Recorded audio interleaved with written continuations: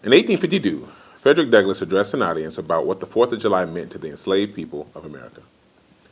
He suggested that to the slave, the 4th of July reveals to him, more than any other day of the year, the gross injustice and cruelty to which he is a constant victim. Fredrick Douglass was not denouncing celebration, or even the celebration of America's independence. He spoke that way about the 4th of July because he was addressing the issues of that America. He spoke that way because he believed in what America could become. 11 years after this speech, slavery would be legally ended. 2 years after that, slavery would be officially ended. This official ending is now celebrated as Juneteenth.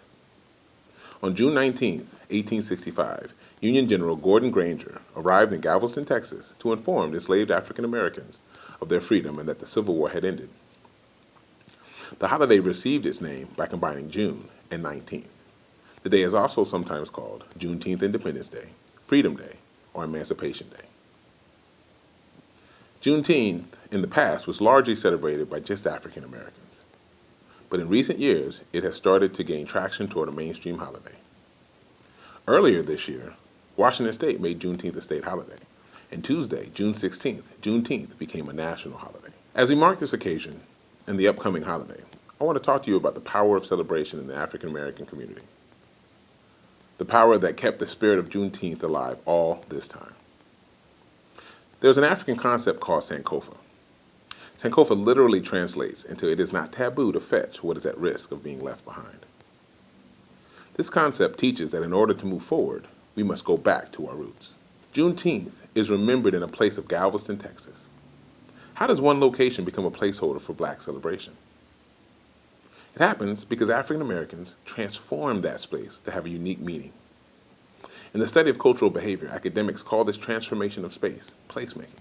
Understanding that placemaking in the black community helps fight the negative portrayal of black spaces and brings to light the relationship between structure and agency, between domination and resistance.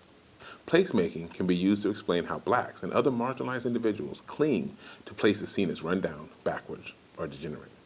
The black community chooses a place like Galveston and other parts of Texas to not only commemorate the end of slavery, but transform those spaces into places to live and to have a life.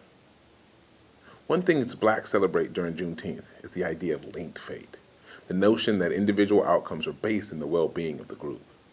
By linking to one another and by looking back so that we can move forward, or Sankofa, blacks make place wherever they were, creating a form of resistance to oppression in the body and in space. What we see in Juneteenth is what we see in many black celebrations. Blacks creating sites of endurance, belonging, and resistance through social interactions with each other.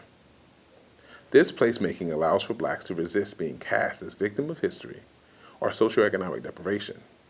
Instead, they become individuals who transform places by inscribing them with their own interpretations, meanings, and cultural significance. By looking back, we find several things, but most importantly, we find our history, American history. We understand that African Americans have played an intrinsic role in democracy, freedom, and American greatness. When we gather with people, we hold remembrance. Remembrance is the source of our transformational power through social interactions. Historically, the Juneteenth celebration was a time for reassuring each other, for praying, for gathering, and remembering family members. Juneteenth continued to be highly revered in Texas decades later, with many former slaves and descendants making the annual pilgrimage back to Galveston on June 19th. It is evident now that the nation has joined with Washington State to hold this day of remembrance with us.